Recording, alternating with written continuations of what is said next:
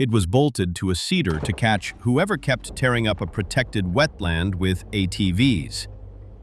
Pay attention to what it caught instead. The camera had been running for 112 days. Elias Boone pulls the memory card from the reinforced housing strapped to a tree at the Overgrown entrance of the Miller Quarry Road at 15 minutes past 6 on a freezing Thursday morning in November. He does it the way he has done it all season. Unlock the box, slide the card out, drop it in the breast pocket of his heavy coat, walk back to the patrol vehicle. The camera was not placed there for wildlife. It was placed there for trespassers. The Miller Quarry has been gated and heavily barricaded by the state for 8 years. It is a region of karst topography, porous limestone riddled with deep sinkholes and unstable cave systems. And for 8 years, local off-roaders have been cutting the chains, driving four-wheelers past the barricades, and tearing up the fragile ecosystem that grows around the limestone bluffs. The camera was bolted to that cedar in late July to catch whoever kept doing it. It points down the narrow access road, framing the rusted gate and the dark tree tunnel beyond it. Boone had requisitioned the camera himself. A destroyed wetland doesn't just cost the state in ecological damage, it invites worse behavior. A broken gate signals that nobody is watching. He had walked the trail that spring and cataloged the fresh, deep mud ruts, the crushed flora, the empty beer cans tossed into the limestone fissures. The state approved the camera on the simple theory that a clear photograph of a face and an ATV registration would do what a half-inch steel chain plainly had not. He set it high on the trunk, angled it slightly downward to avoid headlight glare, and left it to do the one thing it was for: to photograph teenagers playing in the mud the next time they drove past a sign that said, "Keep out." 1,850 images. He begins to scroll. The first images are what he expects and what he was hoping for. Nothing. An empty dirt road, a flock of wild turkeys moving through the morning mist, a coyote trotting past at midnight. 2 days of heavy thunderstorms where the lens is washed in gray static and sees almost nothing.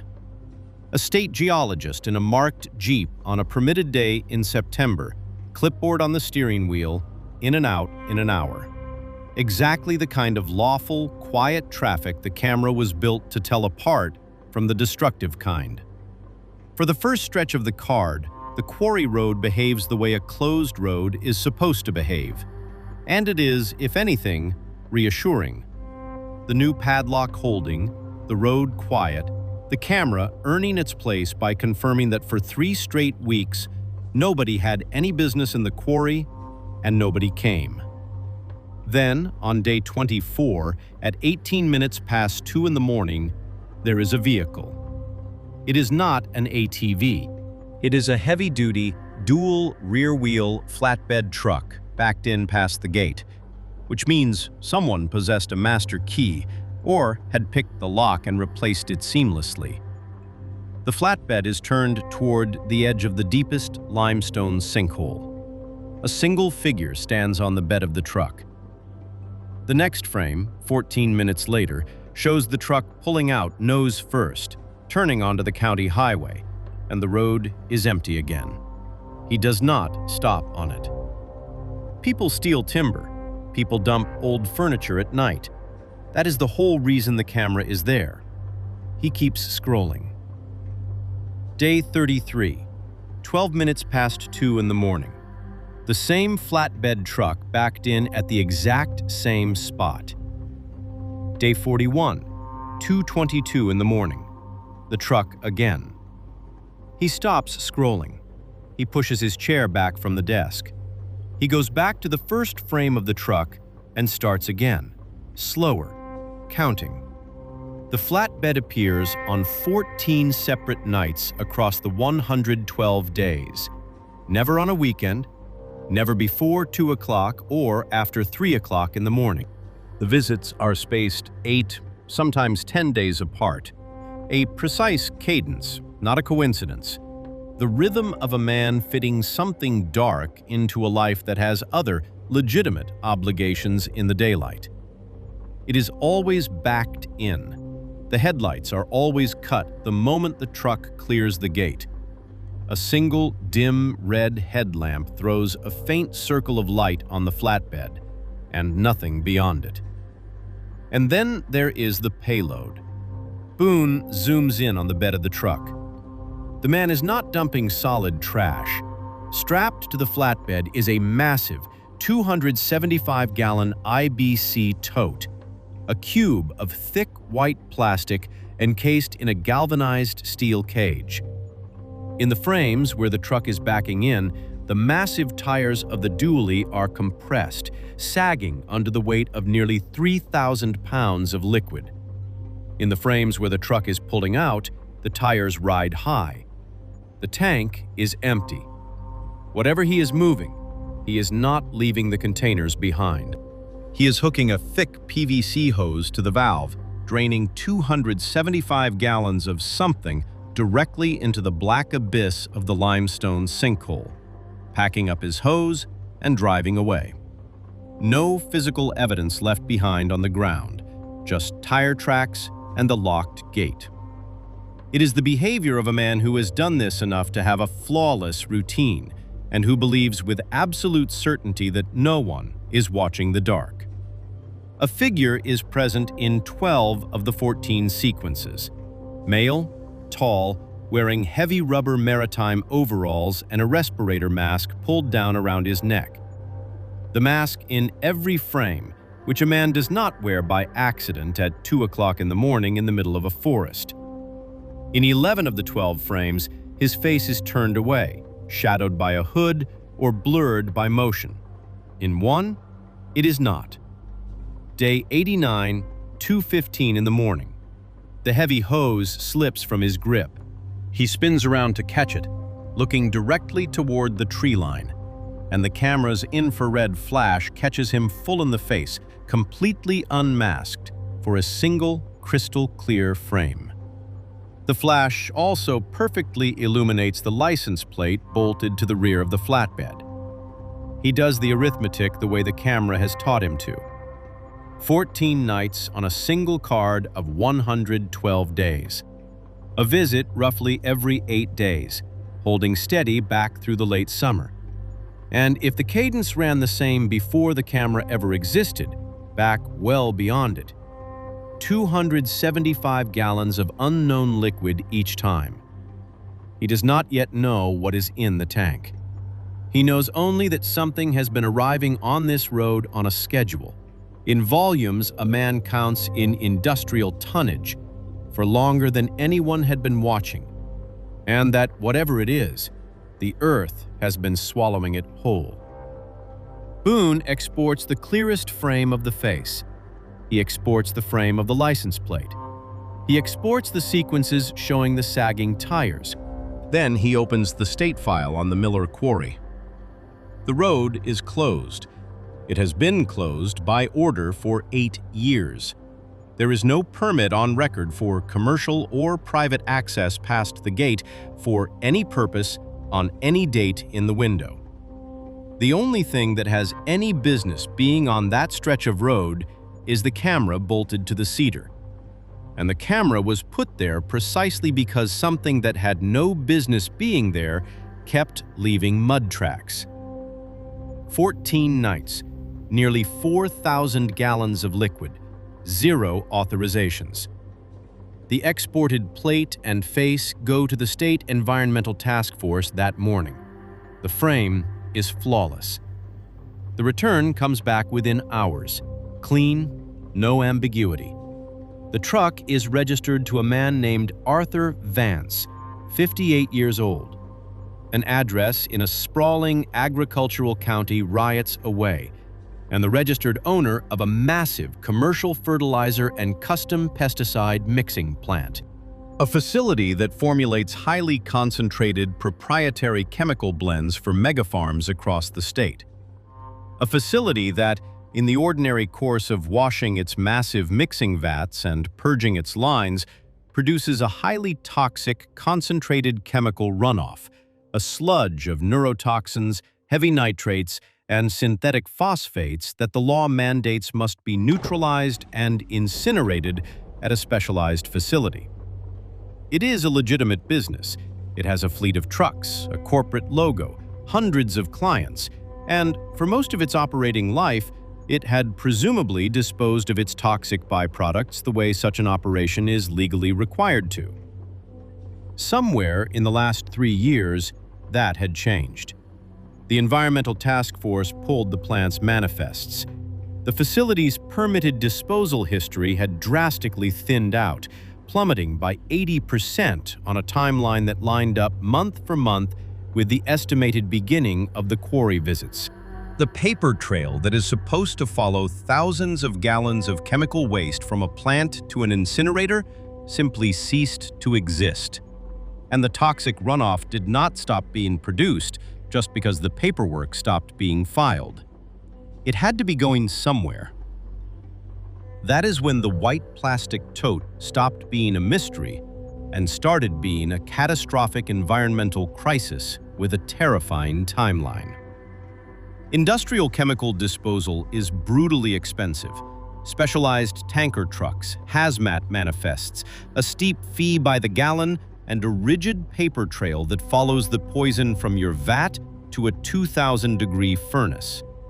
For an independent mixing plant getting squeezed by corporate monopolies, that disposal bill is the kind of line item that dictates whether a family business survives the winter. The right way costs hundreds of thousands of dollars. A failing plant does not have. The wrong way costs a tank of diesel, a cloned gate key, and a bottomless hole in the ground that nobody watches at 2 o'clock in the morning. It is where the liquid was being emptied that turns the case from a severe regulatory violation into an existential threat to an entire region. The Miller Quarry is not just a hole in the dirt. It is karst topography. The limestone sinkhole connects directly to a massive, sprawling subterranean cave system. That cave system feeds the deep underground aquifer, and that specific aquifer provides the artesian well water for 3 entire farming communities in the valley below. The reconstruction put the nightmare together from the camera, the flatbed's capacity, and the plant's missing records. The dumping had been going on vastly longer than the camera had been watching. The 14 nights on the card were just the current chapter of the story. For something close to 3 years, on a cadence of once a week, 275 gallons of concentrated neurotoxic pesticide and nitrate sludge had been carried up a closed road in the dark and poured straight into the veins of the earth. What that meant in practice was a terrifying question of hydrology and time. This kind of chemical cocktail does not filter out through rock. It does not break down in the dark. It accumulates quietly in the water table, moving silently through the pitch-black subterranean rivers beneath the feet of thousands of people. State hydrologists dropped specialized testing equipment deep into the sinkhole. The toxicity levels of the water in the immediate cavern were off the charts, a lethal, concentrated soup. And the markers told a story with a ticking clock. The toxic plume was moving through the cave system. It had saturated the upper levels of the karst, and it was slowly, inevitably drifting toward the main artery of the drinking aquifer. It had not fully breached the residential wells yet. The only thing standing between the poison and the taps of 3 towns was a few miles of dark rock, and that distance was shrinking every single day. They did not need to launch a manhunt. A man on a fixed weekly schedule, operating in the exact same hours at the exact same gate, has already written down his itinerary for you. They read the mathematical cadence off the camera, calculated the next likely night, and waited in the pitch-black timber past the gate. He came at 18 minutes past 2, backed the flatbed in perfectly, the headlights immediately cut.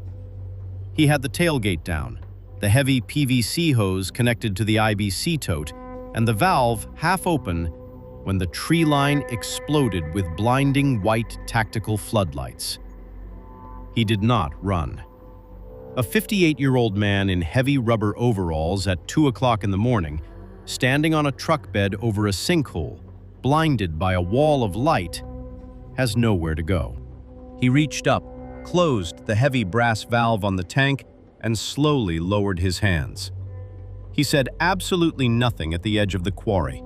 He stood in the piercing glare of the floodlights with the hollow, vacant look of a man for whom a long-running, desperate arithmetic had finally hit zero.